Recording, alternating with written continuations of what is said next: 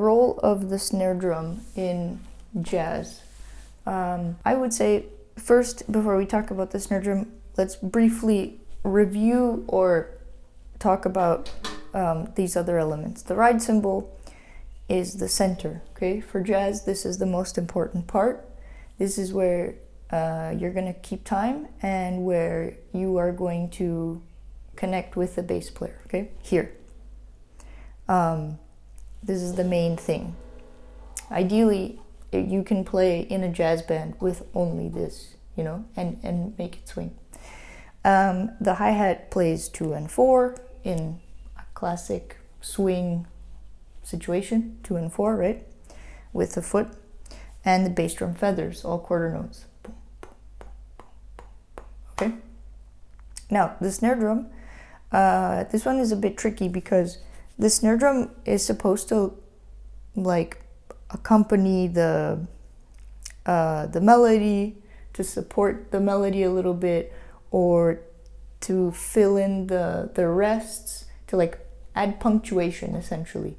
If there's a melody, right, you add punctuation with the snare drum. You pick your spots and then you play the snare drum in those spots. Of course, sometimes you do that with the bass drum as well. There's like a little bit of communication and patterns that you would play between the two drums. But basically, yeah, the snare drum is like a punctuation thing, right? It's like the main part of your sentence is here, right? Then you have your supporting mechanism, you have your underlying something, and then you have your punctuation here. It's important because it changes the meaning of a sentence, right? Different punctuation. So this can really make or break. Like if you have a good solid ride pattern and everything is a good balance of volume, but your snare drum is super loud, it just ruins the whole thing, right? It's like screaming with joy, like, I don't know, something sad. It like makes no sense. So the snare drum is like a punctuation piece and you have to be very careful about how to play it. I would encourage you to really practice playing quietly on the snare drum because it's easy to play loud and it's very hard to control the volume of the snare drum. So I would encourage you to maybe even just play quarter notes. Not quarter notes, eighth notes between your two hands. You can put like this pattern on the bottom and just play eighth notes in the hands.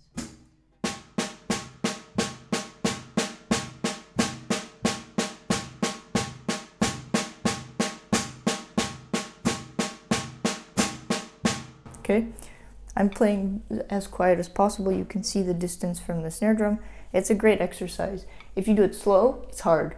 If you start doing it faster, it's also hard. So practice at different tempos. This one exercise is gonna make you aware of like, wow, the snare drum can really be really loud. Okay? And you don't want that. You always, like in jazz, I think the first thing that you need to learn is like how to bring the volume down. And it's not about bringing the volume down actually, it's about understanding that each part of this instrument has its own volume and you need to learn how to work with it. Like the snare drum is super loud and you need to learn how to work with it. You need to learn how to play it quietly. The ride cymbal sometimes, depending on the room, depending on the stick you're using, sometimes actually, or the thickness of the ride, the brightness, all these things, sometimes the ride is not loud enough depending on the size of the band. So sometimes you have to like dig in and play a little more. But you have to learn that this balance is crucial. Because if your punctuation is out of touch rhythmically or volume-wise, like it's not gonna work. So I would say, yeah, think about the snare drum as a punctuation thing and as a melodic instrument, okay? These are timekeepers, the rest of your limbs, for now in this context. A lot of people like to like nitpick and be in the comments like, ooh, but this is not, there's other different types of jazz. Yes, of course, it's like stop stating the obvious. This is the melodic part of the drum set, okay? In this context. So let me give you an example of like comping, okay? The role of a snare drum in jazz. So 1, 2, 1, 2, 3.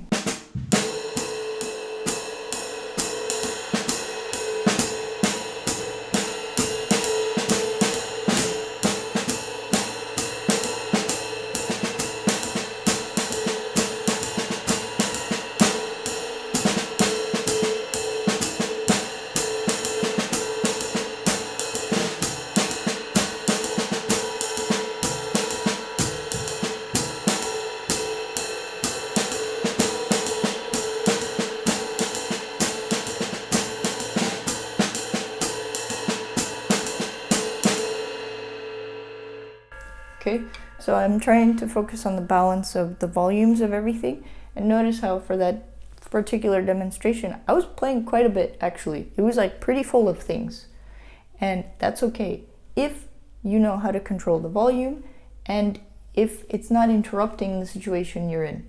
For that, you need to listen to a lot of music and you need to listen to the people you're playing with, okay? So that's kind of the role of the snare drum in jazz. If you want specific comping lessons or something, check out some other video because there's a few comping lessons there, and soon I'll make more comping exercises and systems that you can use to practice comping. I hope that makes sense, and see you next time.